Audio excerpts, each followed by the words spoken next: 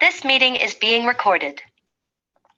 Thank you so very much for everyone attending. Welcome to the 2023 Federation of International Gender and Human Rights Ambassador Inauguration. We are set to join great forces, great energy, and the goodness of what it is that we have come to do, which is install 3 new ambassadors. We are excited today. The energy is high, and I thank you so very much for coming. Distinguished guests, ambassadors, dignitaries, diplomats, high commissioners, and those guests and party of guests that have joined us, I welcome you. My name is Dr. Amina Ali. I come from a long line of helpers, and today we are going to serve you in a great way by allowing what it is that we have come to do to be true and right in what it is that is necessary to install these members. We have the C-suite aboard. We also have great tribe members from one of our honorees today. And we also have 2 ambassadors from the Federation of International Gender and Human Rights that is representing. And we also have students from Columbia University and NYU that are here today. Thank you so very much. They wanted to see Queen Mother. There she is. Thank you so very much for being here. And thank you for allowing us to have this time with you today. As I welcome you in, we are going to do things right and in order, and we're going to open up in prayer with Dr. Karen Lomax, Bishop Dr. Karen Lomax. Good morning, good morning. Father, we just thank you for this celebration. We thank you for this time of us gathering here to honor this great woman. Father, we just ask that everything goes according to your plan and according to your agenda. Father, we just ask you to look down upon us today, Father. We bind up all types of technological issues, and we just ask, Father, that you allow your spirit to permeate throughout this entire event. And we just ask you, Father, to make it one of the most great and one of the most spectacular days that FIGHR has ever seen. So God, I ask you to be with us as we go forward and move forward in this auspicious occasion. And we give you all honor, praise, and glory for it. And it's in your name that I pray. Amen. Amen. Amin. Aho, Ashe, and so it is. Thank you so very much. I am seeing that we have a great line up in front of us. We definitely have a true commission of those that have come in advocacy, in unity, and of course, the greatness of benevolence and service. And these 3 honorees have done their due diligence and have opened up doors in various areas. Of course, we will mention in a few minutes that has done the work. Now, one is very young, one is coming of age, and the other one is very seasoned in what she does, but she is also someone that enjoins leadership and fellowship in the wisdom that she shares. And I can't be anything but grateful to be in a space today that allows this to come forward in an acknowledgement of ambassadorship. So I thank you again for coming. For those of you that are new here, for those of you that are coming and wanting to know a little bit more about what it is that the Federation of International Gender and Human Rights does, is we couple the goodness of what works and those expandable projects that need to be exercised. We are a social impact organization that is designed and defined to be repeatable and sustainable solutions in perpetuity for gender and human rights. We stand at the helm of understanding what it is that we need to do, how we need to do it, and the people we need to assign. We are always looking for the smartest people in the room to design and develop programs to be capacity and competency builders in gender and human rights. And then we take that to the exercise of education and leadership. And we exact that truth intentionally for those communities that are underserved, unserved, and those that are demographically and geographically left behind, pushed behind, or labeled as other. And we have been doing this successfully since 2015, and we are in our 8th year. And this year, we are proud to say we have accredited Harbor Heritage University as the first university of gender and human rights. We are so young and so small that we only have 80 followers on our LinkedIn. but we have a graduating class that just graduated in June. It is the first class that has been commenced by Dr. Karen Lomax, who was actually the officiant over the ordination. And there were 7 women that accepted the position of international interfaith professional chaplains, and they are doing the work of benevolence in their communities, in their homesteads, and of course, for the greater good of benevolent service. So I am excited. I am so excited today because we are going to be talking about what it is that is going to be the next step, which is the role of an ambassador. Now, when we take the goodness of what it is that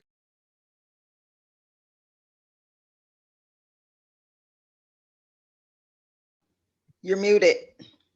okay, when we okay, You're I'll start back. from the beginning. When we take the greatness of what an ambassador means, we have to define it and expand upon it. The word ambassador means representative. And to know what an ambassador is in the Federation of International Gender and Human Rights, you teach by example. So what we are dealing with is leadership in action. And the role of an ambassador, especially in the Federation of International Gender and Human Rights, speaks to the design of your talents, gifts, and abilities into the mission of what you are called to do. Each ambassador is ordained in their own right to do the work that they are called to do, but there are certain things that they are able to do that are better than others. Again, being the one in the room that's looking for the smartest person in the room, we couple the understanding of what they are good at and then use that in their data, research, and analytics of what they are great at. And we bring that forward in representation for the good of all people. So in that sense, we take the commodities that we are given and we make good trades in society. And we understand that what we are coming away with is greater value to the worth of the mission that we are in front of us. And that takes us to a greater understanding as to how we serve in communities. We are uniquely designed. No other organization has what we have, does what we do, and gives what we give. And that is what allows us to corner the market. But what we do, just like you see on your screen, we are creating repeatable solutions for gender and human rights violations. And this is our bread and butter. This is what we hold to be true and right. And this is what we know to be a success story in its own. So I thank you so much for being here today. I thank those that have come to represent, those that come to support, and those that have come to learn what it means to be an ambassador, especially for our small organization. So thank you again for coming. So our keynote speaker for today is a woman that I have respected quietly. She is my superhero in the background. I want to be like her when I grow up. My cape is not wide enough yet, but we are going to get into the small of who she is. And I say the small because if I read her bio, I'm looking at her bio now, and if I read it, we got about 20, 25, 30 minutes. There is so much to her that is amazing and repeatable. And we're going to pull on her quite a bit in the coming years to be able to sustain us. But this young lady is a thought leader, and she derives her expertise by facing inequities in her pursuit of social justice. She is the CEO of an equitable internal and external practice that advances aspirations and the institution of those organizations. She is recently honored by a body of work on diversity in the West, in the far West, I should say. And she has a widespread impact throughout the region in business, nonprofit, government, and philanthropic sectors. She has been noted by a plethora of people and items such as Time Magazine. And she is also a celebrant from an American Leadership Forum. I introduce to you today keynote speaker and extraordinaire, Tamu Green. Dr. I was waiting for that expression. Developmental psychologist and TEDx speaker, CEO of Equity and Wellness Institute, health and racial equity thought leader from California, the daughter of Queen Mother. So I thought I started at 1. Thank you, Dr. Green. Thank you for keeping it a secret as well. Thank you so much. Thank you so much for the invitation. Mom, I was watching your face. It was priceless. It was. I was living for that. I promise you. Thank God we recorded this. Well, you've likely heard representation matters, but what is representation and why does it matter? What does it mean to be represented and to represent? First, there must be trust. And how is trust gained?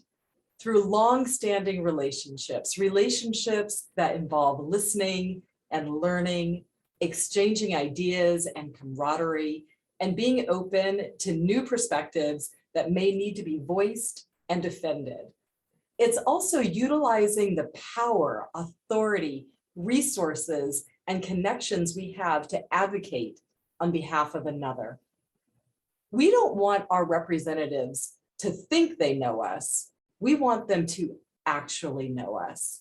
We want them to understand what brings us our joys and our sorrows, what makes our hearts sing and brings us to our knees, our greatest hopes and our desperate frustrations.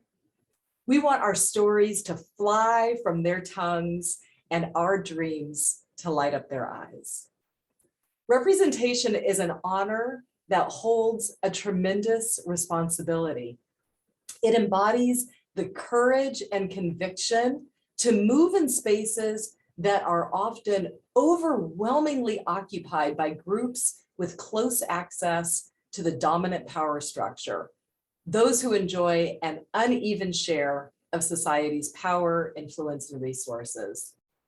These environments are often hostile and even physically unsafe for those who have had to claw their way in. But once there, representation is using your voice to speak on behalf of those who are not afforded a seat at the table, and doing so as clearly as if they were there themselves. Representation is being bold and speaking truth to power, knowing there is an urgency to your calls for action. Authentic representation allows communities to take a deep breath and to feel a burden lifted off of their shoulders. This is where representation steps up to become leadership, championing the causes that make a tangible difference in others' lives. It's harnessing all of your tools of persuasion, creativity, insight, and partnership to hold systems and their institutions accountable. It is being a brave conduit to move inaction to action.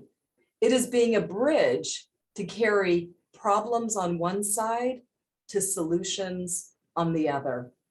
It is a force to make invisible communities visible to us all, such that their sorrows become our sorrows and their triumphs become our triumphs. It takes a special kind of person who can meaningfully step into representation. Maybe she has seen the difference that representation makes.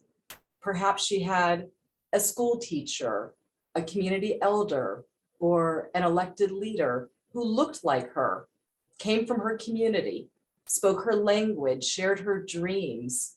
Maybe folks like Ms. Mobley and Auntie Senator Maxine Waters. And that representation gave her hope, gave her something to aspire to. Let her know that change was possible, perhaps as a community professor or even as a global ambassador. On the flip side, often that special kind of person who can meaningfully step into representation knows what it is to not be fully or honestly represented. She might have seen the impact on her own community or her own body from this lack of representation. She might have felt the ache in her own heart during the times when faulty representation translated into danger, into stolen opportunities, or into a vilifying narrative about those of a certain race or gender or nationality or sexual orientation, raising legitimate alarm over the well-being of the young people and the old people she knew deserved better. Here in the US, our faulty representation on the highest court in the land is jeopardizing our gender and human rights as we speak. Such urgent and tangible examples remind us that true representation is never to be taken for granted. The Bay Area Equity Atlas tells us that while racial representation alone does not automatically translate into equitable policies, it matters.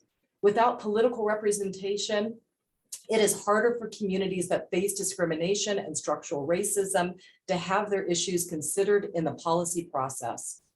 On the other hand, when individuals from traditionally excluded communities are elected to office, they bring critical community knowledge and relationships with them.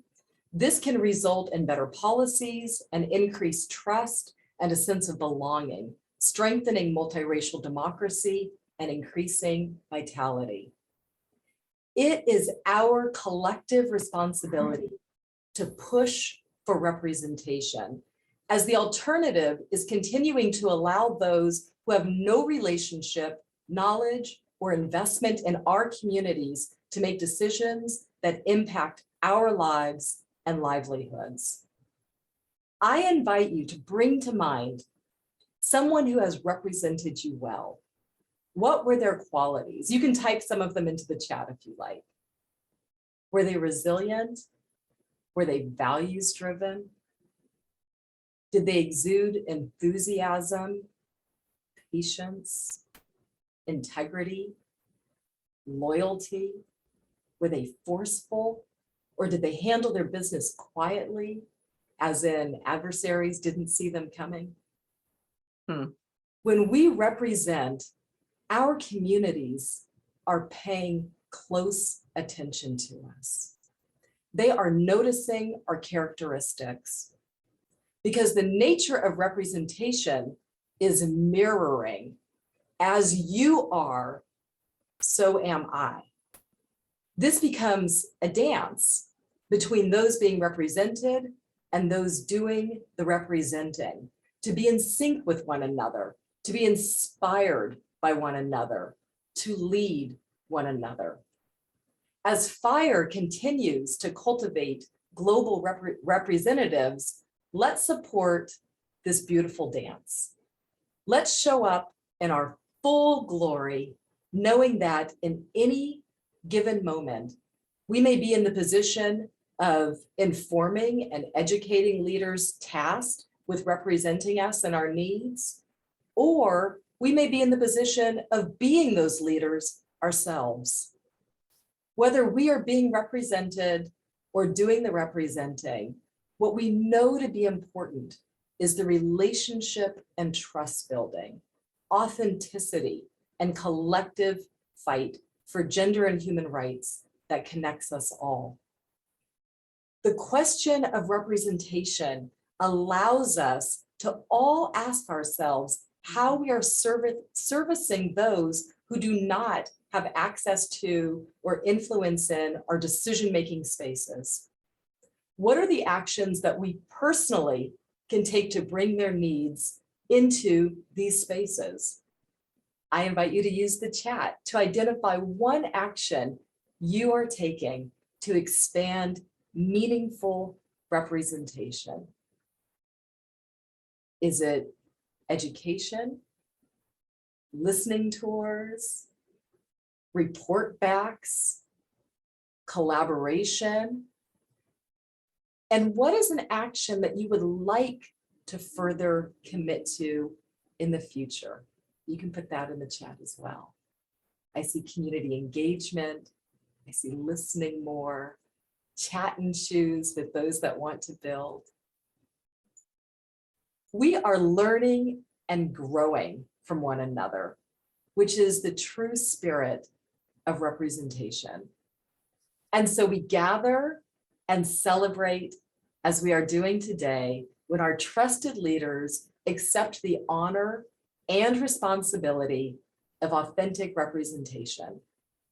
We take the time to reflect on the gift that they are giving our global community. And we surround them with love. We shower them with our blessings. We let them know that they are seen and appreciated. They are fighting on our behalf. And just as they have stepped up to this fight to champion our rights, we are stepping up to offer our protection, our service, our grace. Together, we fight with fire. Thank you.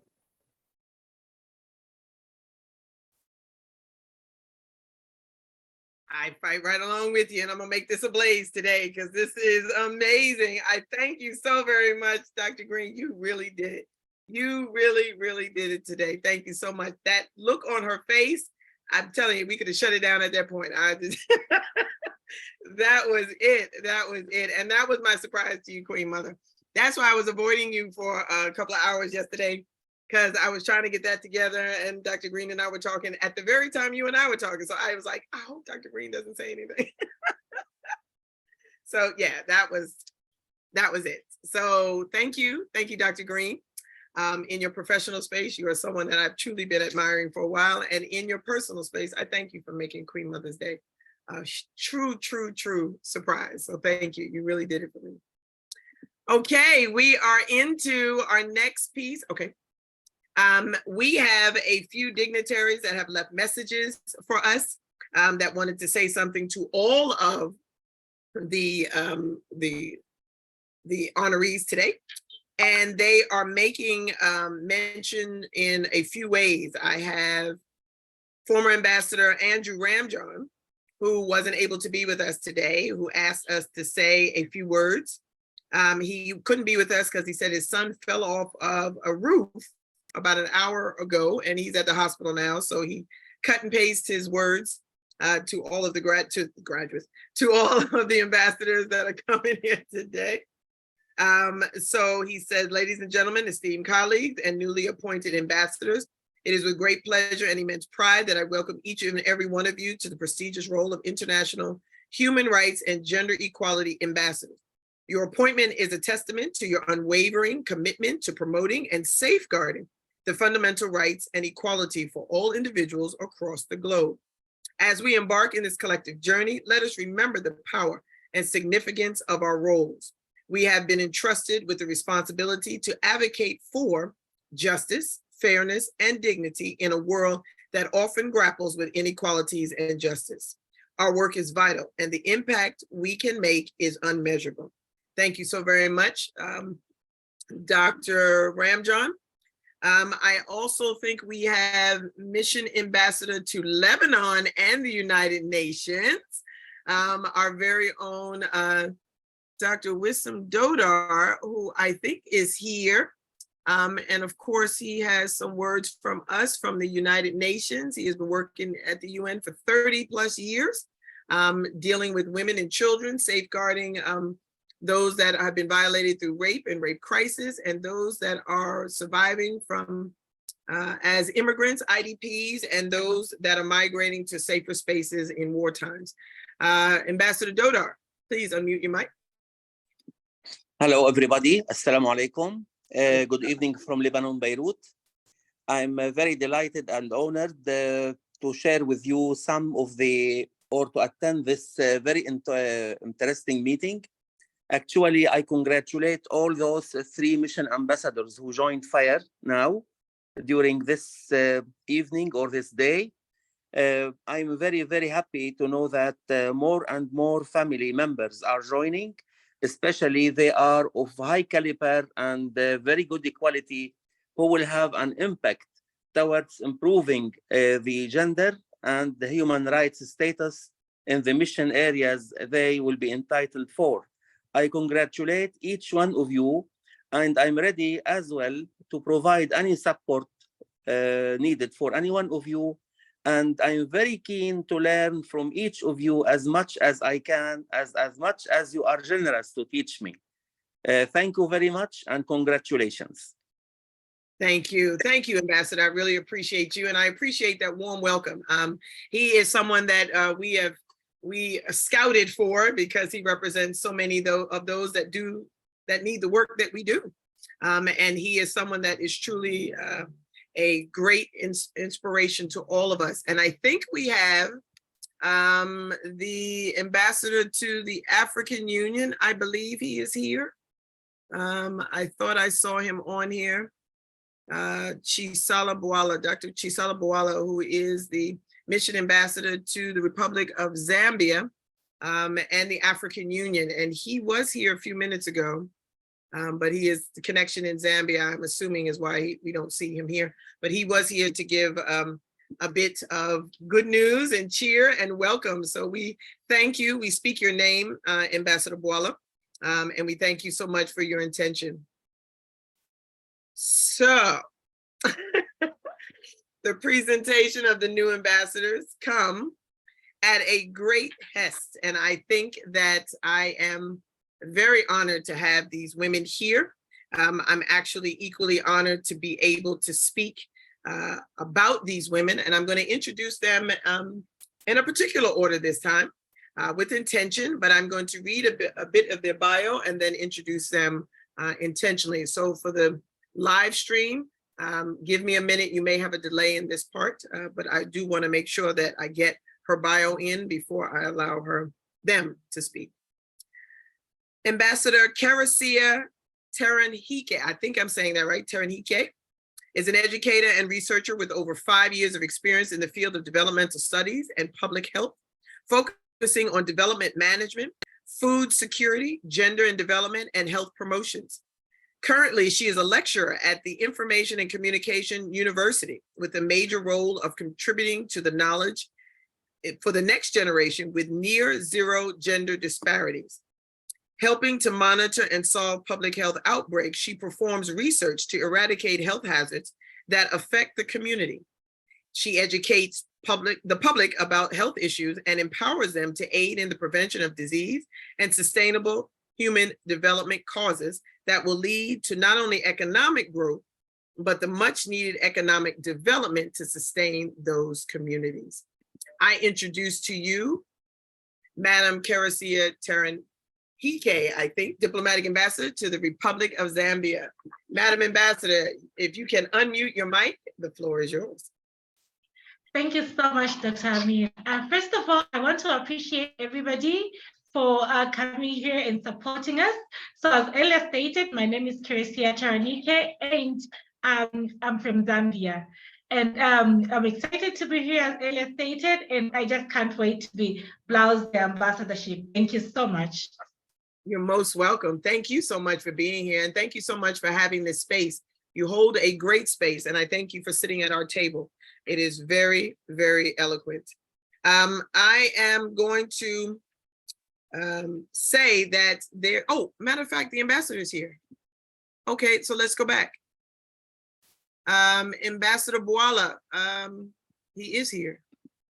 Thank you for that message. Ambassador Bwala, if you can you unmute your mic and say a few words to the graduate, keep saying the graduates, to the ambassadors that have come here today.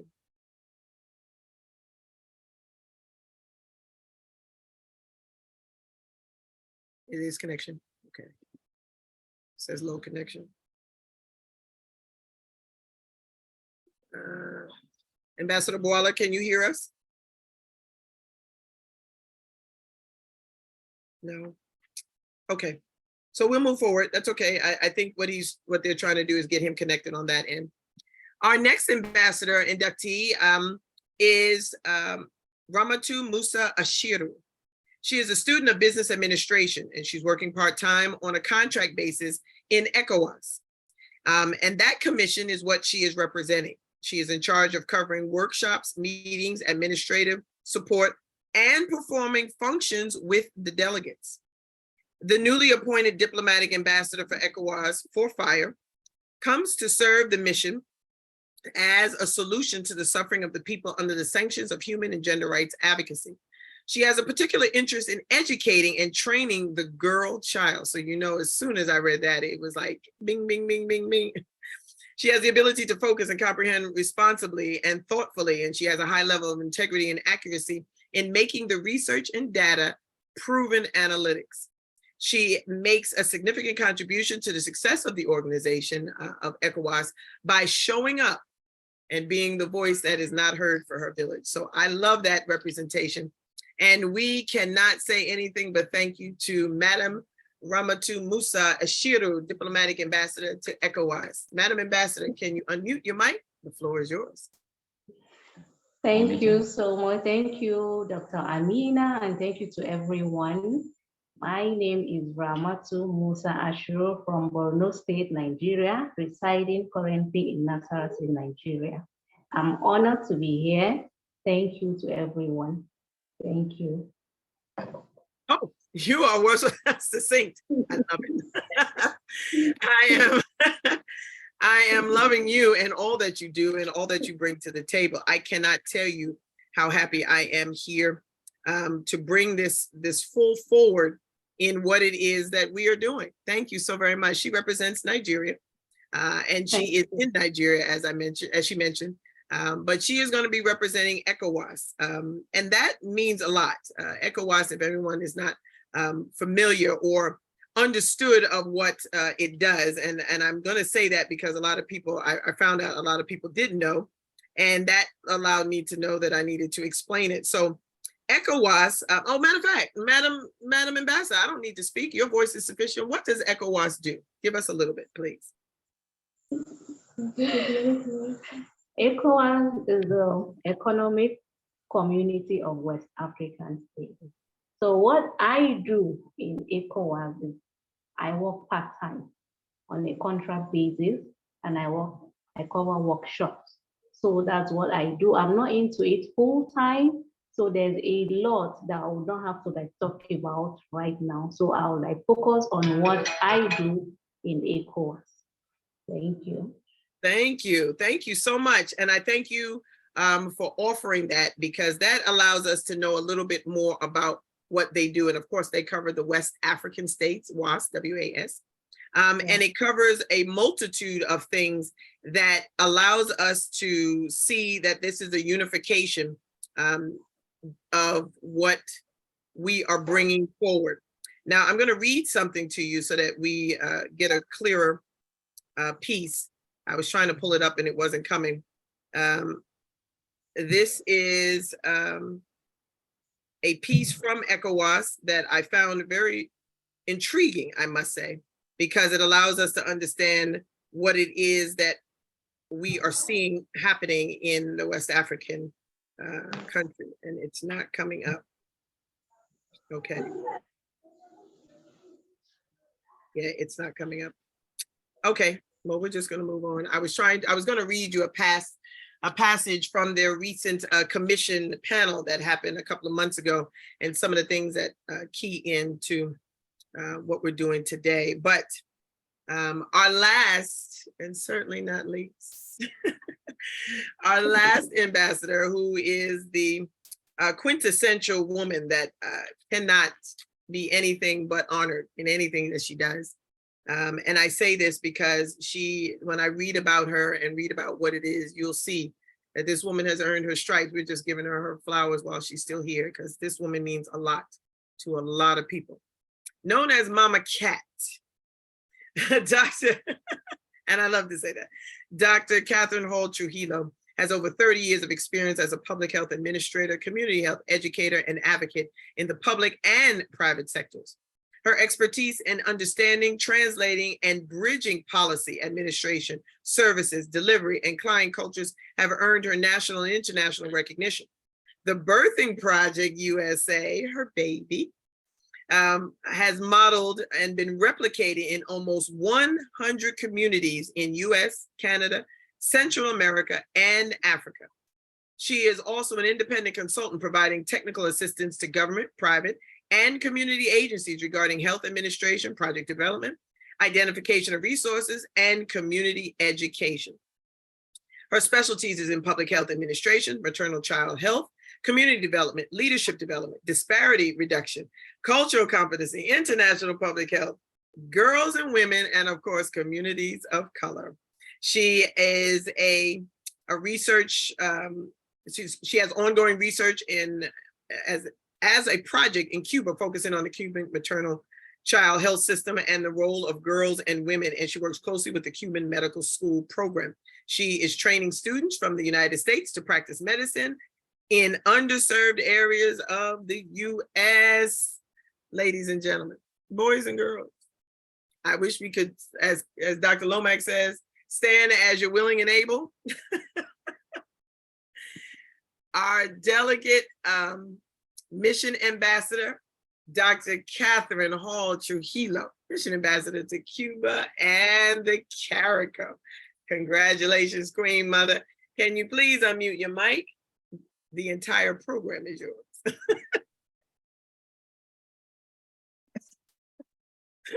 I am speechless from that moment when I was wondering if Camus knew who this person was, and I thought that maybe they should find each other because they seem to have a lot in common. You think? Just a little bit, just a little bit.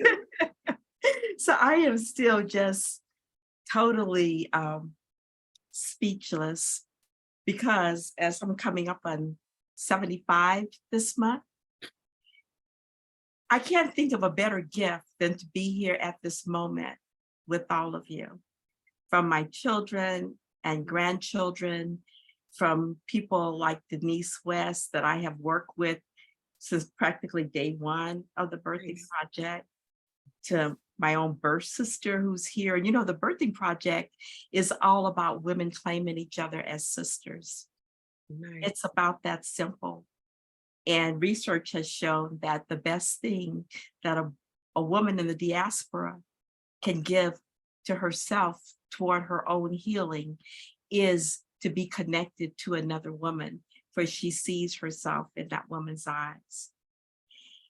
And so, Dr. Mina, you are the frosting on the cake for being the person that took my whole life and brought it together in a place where I am so comfortable in this time in my life, where my total job is just to do the opening prayer and to love and support and encourage the leaders that are stepping into the position of leadership on the planet now. The idea of being an ambassador to Cuba was my wildest dream and something I couldn't even say out loud, because we don't have ambassadors like me to Cuba. You were cheeky enough to appoint me as a mission ambassador to Cuba and the Caricom.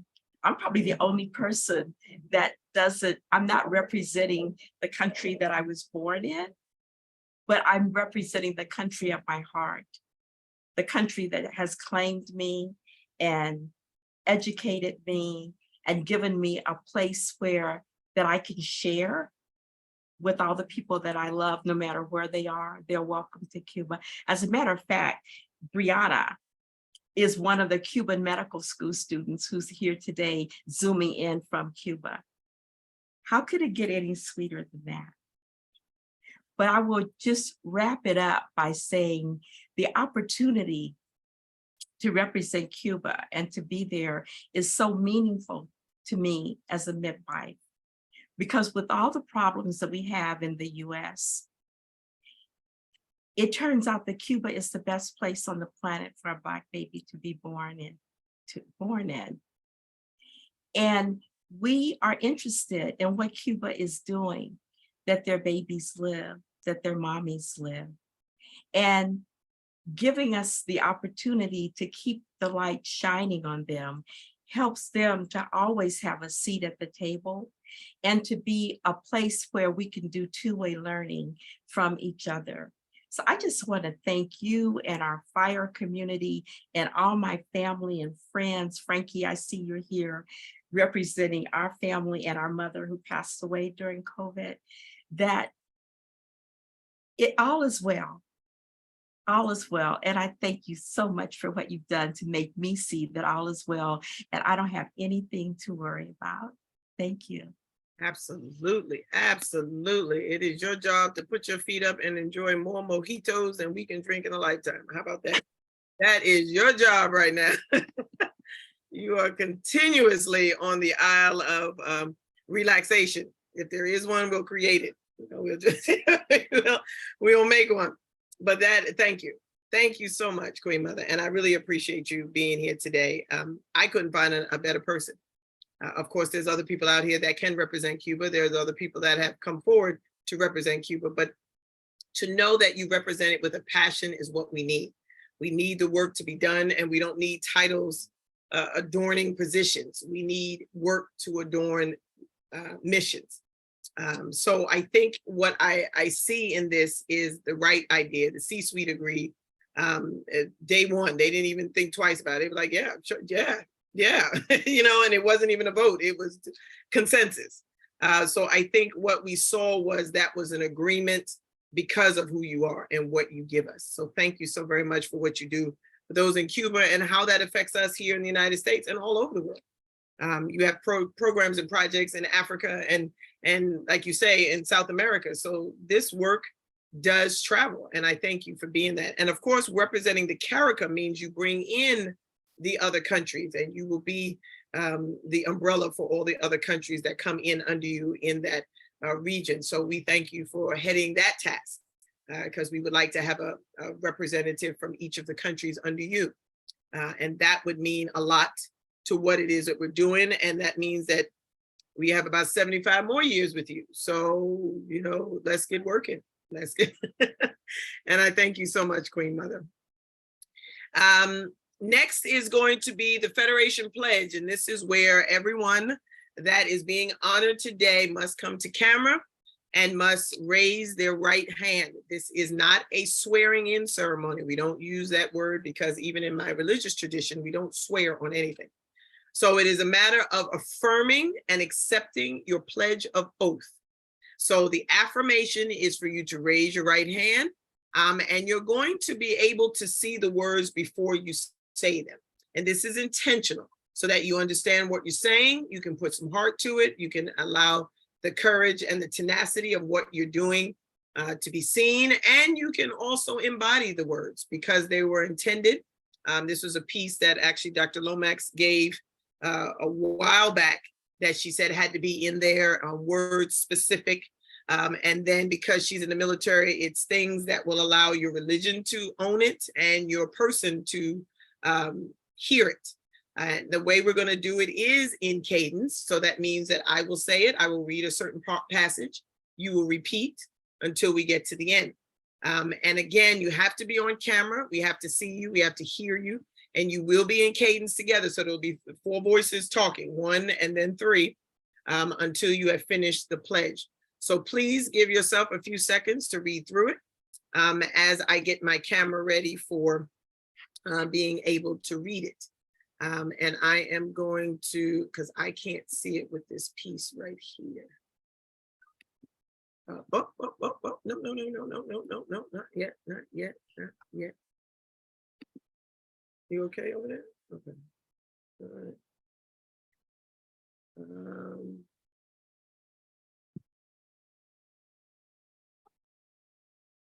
All right. Then we will go, let me see. State your name again. Okay. All right, ladies and gentlemen, here we go. May I have each of you raise your right hand? Madam, yes, yes. All right, yes, I have 3 of you here, okay. And state your name. I, Teresia Taranike. I, Ramatu Musa Ashiru, Do promise to uphold. do promise to uphold Dignity. Excuse me, uphold the honor. No, excuse me. I do promise to uphold the honor. Do promise to uphold the honor. do promise to uphold the honor, Dignity and the responsibility dignity And the responsibility of being a Federation ambassador. of being a Federation ambassador. I do this with the knowledge I do this with the knowledge that this position is given to me that this position is given to me with valor, with valor, trust, Trust. and dignity of this diplomatic position. and dignity of this diplomatic position. I will use my skills I will I will use my skills skills to fulfill this position to to fulfill this position and make a difference and make a difference in the land I represent in in the the land I represent and the international community and the international community that I will enter and serve. that I will enter and and say. serve. I accept this I accept this with my whole mind with my whole mind and the integrity and the integrity that this position holds. that this position holds. By the power invested in me in the state of New York and for the Federation of International Gender and Human Rights, I now announce you Diplomatic and Mission Ambassador to the Federation of International Gender and Human Rights. Congratulations.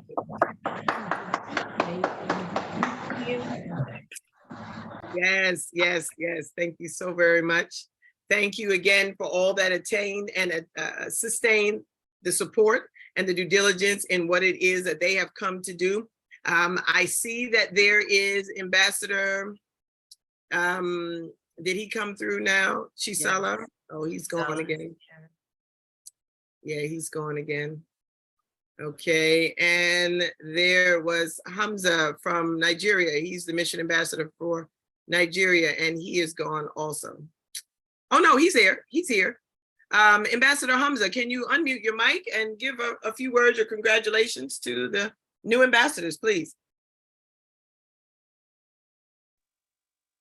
Thank you very much, Dr. Amina Ali. It's my pleasure to be on this wonderful occasion.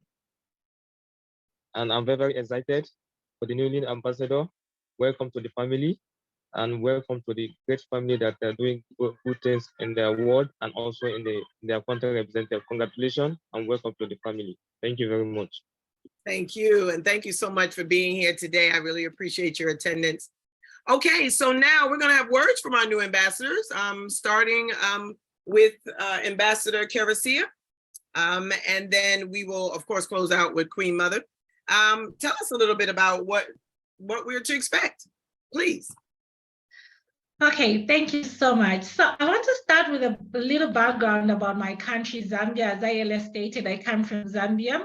Zambia is a country with a population of almost 20 million people, of which over 60% of the population is the female. And from that 60%, only 31% reached primary education and 8% went through to the secondary education, meaning you can all imagine what percentage of us ladies attained our master's degree or undergraduate degree, which is very little. So having said that, it infringes a lot on our gender rights. You realize to say when we speak about gender and equality in a country like Zambia, it's far more fetched. So me being bloused as the ambassador for the human rights and gender equality, I'll be able to spread the news all over Zambia. First of all, I'll be able to represent, like earlier stated, I want to represent the little girls, the women who are voiceless, to be the voice for the voiceless, to be able to share a platform with the women who are infringed in both their rights, who have their agendas, which are not coming out properly because of the environment that they're in, and especially here in Zambia, where we see not so much people who actually are able to express themselves effectively, especially when it comes to issues to do with gender.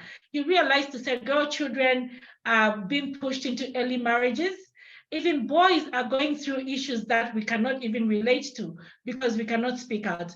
Our tradition and cultures does not allow us to come out really and speak about what we are going through. But all in all, I want to ensure to say I create a safe space for the Zambian girls and for the Zambian women who are unable to come out to speak through me. I want to be a voice for the voiceless, and I want to go around not only in Zambia, but to represent the Federation efficiently and effectively all around the continent. Thank you so much. Oh, I was muted. Sorry. Thank you. Thank you so very much. And I appreciate that time. I definitely appreciate the understanding of what you have come to do and how you are going to affect change. Next is Madam Ramatu Musa Ashiru. She is from ECOWAS, but she's from Nigeria. Please, can you unmute your mic and share us a little bit about what we are to expect in your legacy?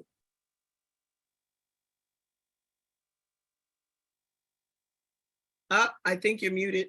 I think you're muted. Uh-oh. Mute and unmute.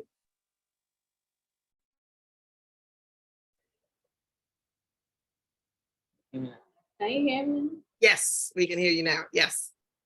Thank you. Thank Now, you. it is with a great pleasure that I accept this appointment as a diplomatic ambassador for Economic Community of West African States, ECOWAS, for Federation of International Gender and Human Rights, FIGHR. I consider this an awesome privilege to be accepted into your organization to make a positive impact, most especially in the area of rights to education and training for the girl child. Thank you for giving me this wonderful opportunity. I am honored and grateful, and will, in my capacity alongside my team, ensure that human rights and gender violations spanning from my niche and generally is combated. Thank you. Thank you. Thank you so very much. And of course, our own Queen Mother, who has always had great words of wisdom. So we are going to get this piece. We're going to get a little bit more from you. We're cutting a piece of that cake, just a little bit more and getting that sweetness. Thank you, Queen Mother. So while I'm drinking mojitos, very small glasses, little ladylike glasses of mojitos, one of the first things that we have planned is that the country delegates in Cuba from the Caricom have invited FIGHR to come in the spring as their guests. And so that will be a nice opportunity for us to do an interchange with other ambassadors from other countries in the Caribbean. We fully intend to take advantage of the reason why we want to shine the light on Cuba. Not only is it the best place on the planet for a Black baby to be born, Cuba has the highest literacy rate in the Western Hemisphere, and that includes the US and Canada. 75% of their doctors, scientists, and researchers are women. They have one of the lowest rates of violence on the planet against women. And these are all of the things that we are looking at in FIGHR and trying to figure out how do we actually learn from each other to go back and work in our own countries. And so we'll be not only figuring out how we can do more dialogue together, but how we can present opportunities for Cuban women to speak on their own behalf in international settings. So that's what we're going to be doing the next few months as we are strengthening this relationship with Cuba. And I can see that about half the people here who are my guests have been to Cuba on one of these delegations. You see that one of the babies, I called all of them my baby doctors, the medical students is here, but we also have medical students there from almost every country that's represented in FIGHR. And so we're going to find lots of opportunities to really work together and learn from each other. Thank you, Queen Mother. Couldn't have said it better myself. I'm telling you, we have a lot of work to do. And Queen Mother's always talking about, what are you still doing up? Dr. Lomax is sending me text messages. Can you get off social media? Could you? And that's because I'm doing so much work, and most of my social media is taunting more people to come forward, especially on LinkedIn. I'm there more times than I am probably in this house doing physical research, but because there's so many people that are in that room, I should say, that are doing the work. And I just want to pick their brains and get the best possible adages to our programs so that we are able to give more people the support and the advocacy they need, especially in areas like this, to keep those numbers up. Cuba may taunt those numbers, but if we don't keep whatever they're doing up, then those numbers will decrease and decline. And then we want repeatable. So we want to do what they're doing in other countries, and we want to bring that message and that mission there. So thank you, Queen Mother. I really Dr. Nina. Yes, ma'am. I have one more thing I must say. Please.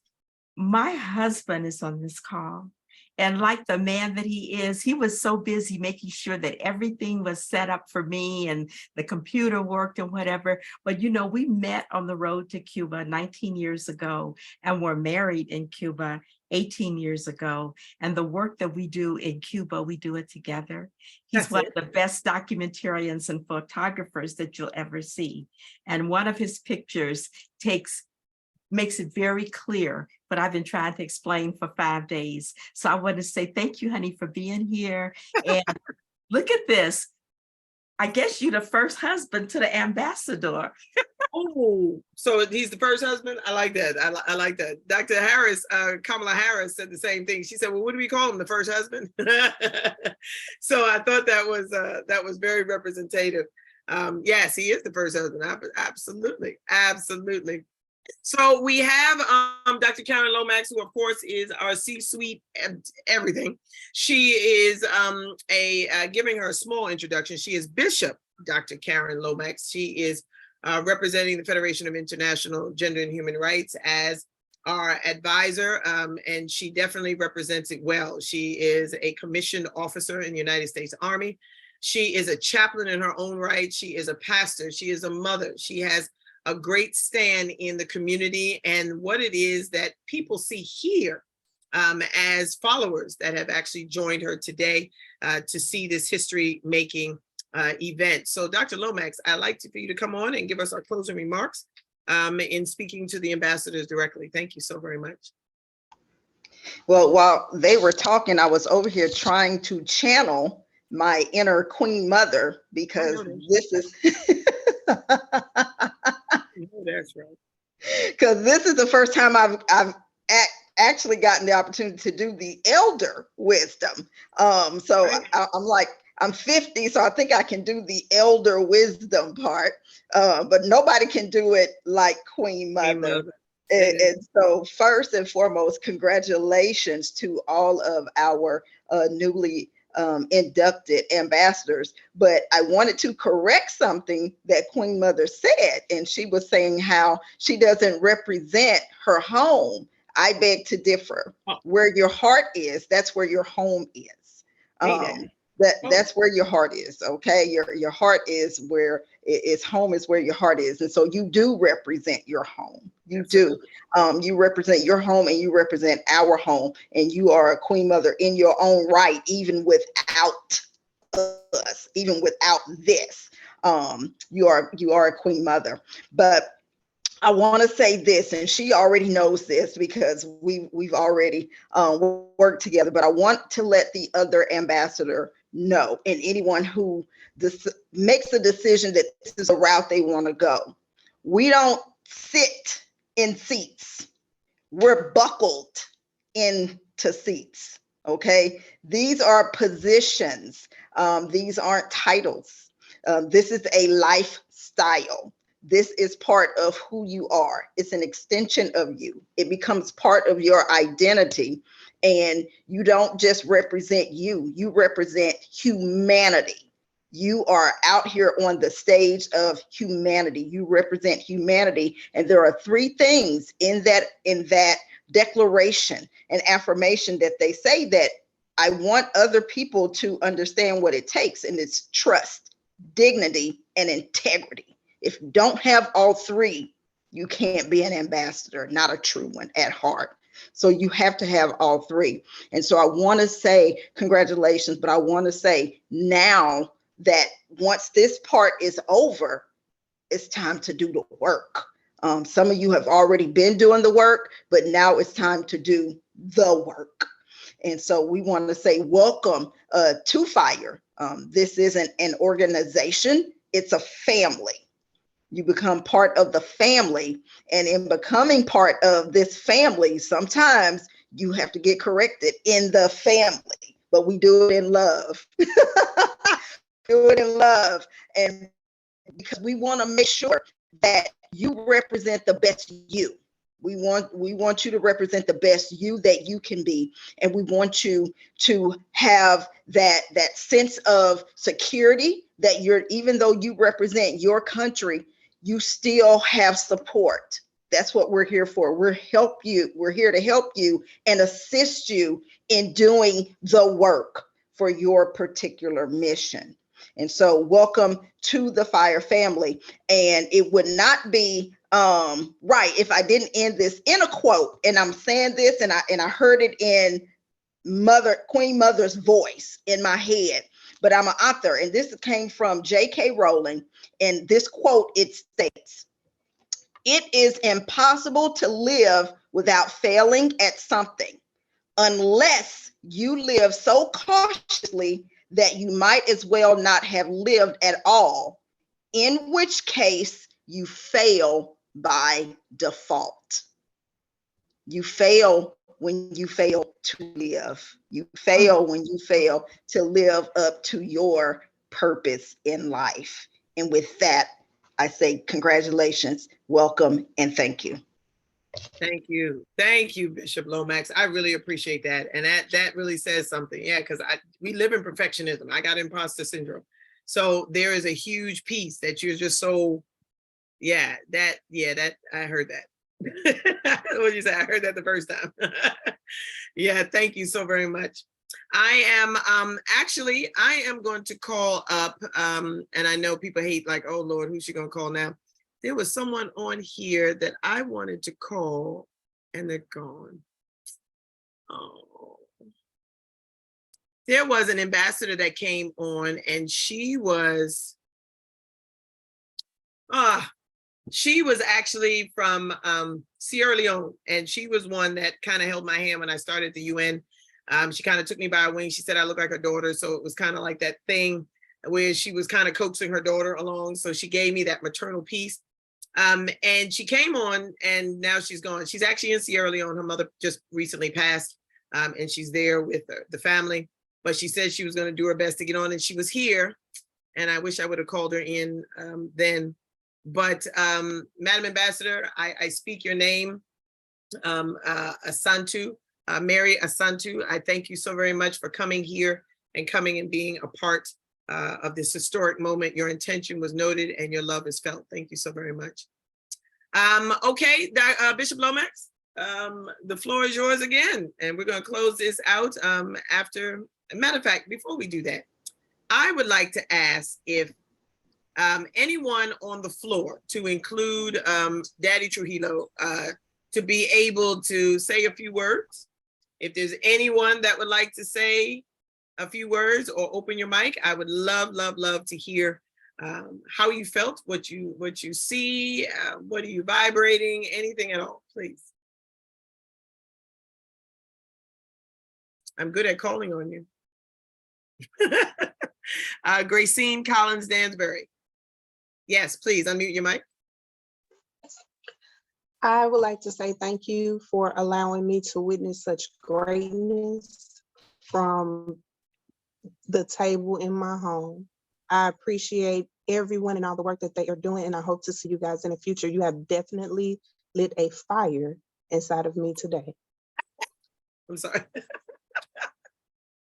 I love that. Thank you so very much. Thank Thank you. you, Great Sean. She's one of our HERS life coaches. Nice. Any other coaches want to come on? Apostle Tanya? No? No? Okay, everybody's is saving their voice. Okay. You need to call on Elaine know. Quabner. Oh, yeah, yes, ma'am. They're okay. Elaine, I can't even find her name. I'm nervous right now. Elaine Quabner. Oh, there she is. Madam Quabner, please unmute your mic. She was my best friend when this was just a dream and an idea. Oh, well, then she's still your best friend. Yes, but I mean that, who would have thought? I know that's right. I am on, and I am looking at you. I am just so proud of you. I remember, gosh, when this was just a thought and you were challenged, and I watched you grapple with making that decision. And as I was running through doing whatever I was doing, what made me stop is when you said, I quit my job. And you were working for the state, I was working for the state.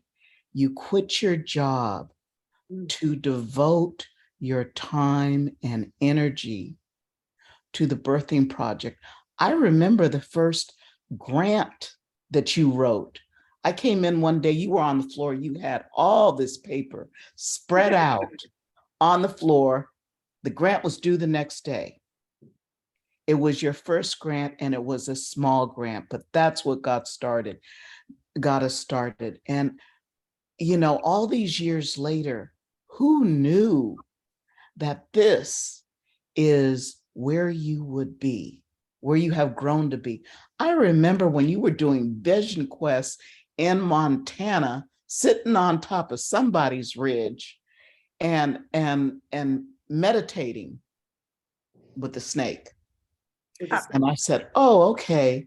Elaine, you have told enough of stories out of the classroom now.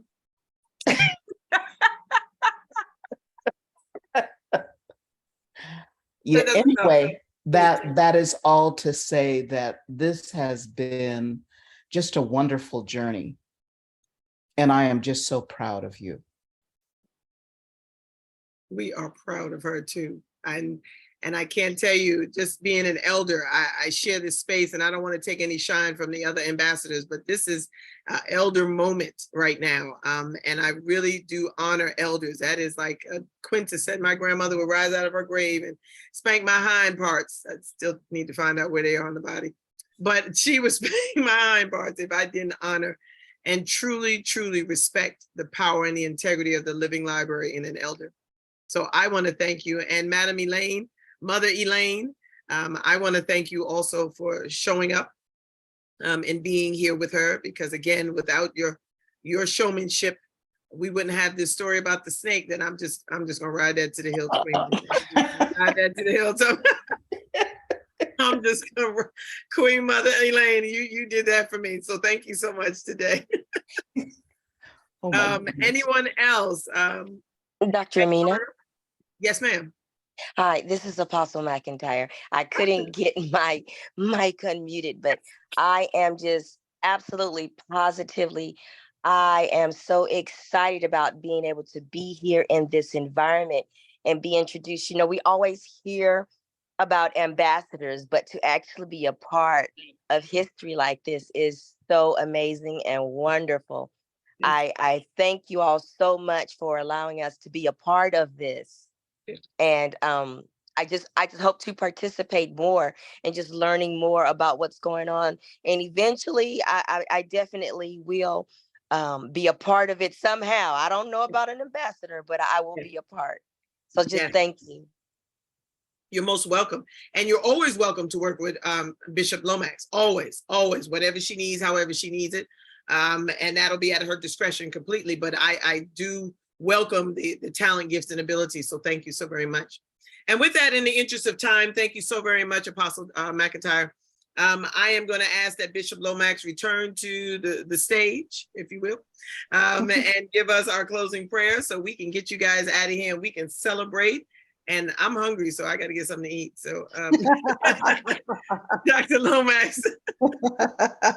Oh, once again, congratulations to our ambassadors, and thank you for all of the dignitaries who showed up and all of the family members, friends, and big shout out to the Hearst girls over there who came in to participate. And those are our newly graduated coaches. And I wanted to, yeah, they just graduated from the academy, and I wanted to give them a sneak peek at what we do and how we do it, and what it's all about and what they are a part of.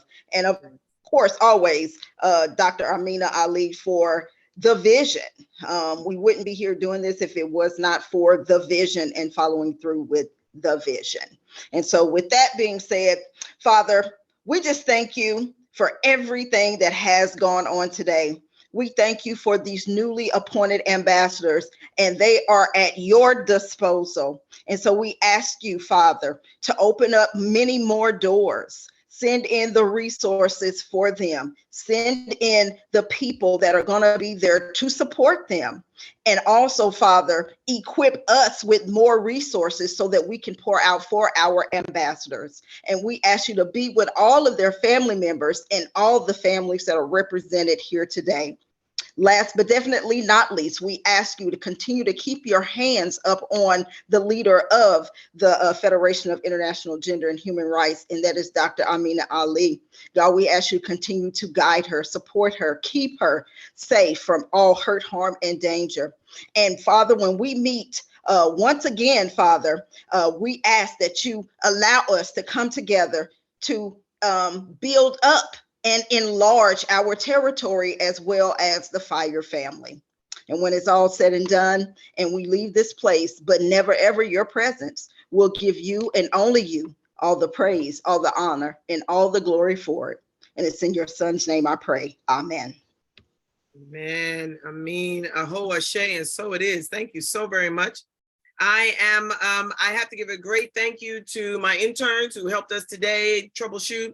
Thank you to Columbia University, NYU. We actually have about 45 students that witnessed this. They all came on. I knew it was going to be more. I knew it was going to be, as soon as I got the link, they came on and witnessed this. So thank you so very much. Dr. Green, you did it. Dr. Green, you did it. Thank you so much. I have a dozen roses and a great cup of coffee coming your way. Thank you so very much for hosting this today and allowing this to happen. Dr. Lomax, Bishop Lomax, thank you again. For praying us in, praying us out, and just being a prayer warrior for all of us. And we pray that your comings and goings are safe and amicable as well. Thank you to all the mission ambassadors, all of those that are dignitaries and diplomats in their own right, those that came on to speak, and those that just came out to support. Thank you. Thank you. We would truly be nothing without you. And we definitely want to welcome you in. And thank you so very much for being here today. From all of us at the Federation of International Gender and Human Rights, we thank you for deliberating with us today and understanding what it is that we needed to do today to be a better source of goodness and power for the community. And I want to thank all of you for being an asset to that community in how you see tomorrow. On behalf of the Federation of International Gender and Human Rights, I thank you for this day and this way and the togetherness that we had for today. And I pray you all traveling mercies over the highways and byways so that we will be together again soon. Until then, I love you all. Be well.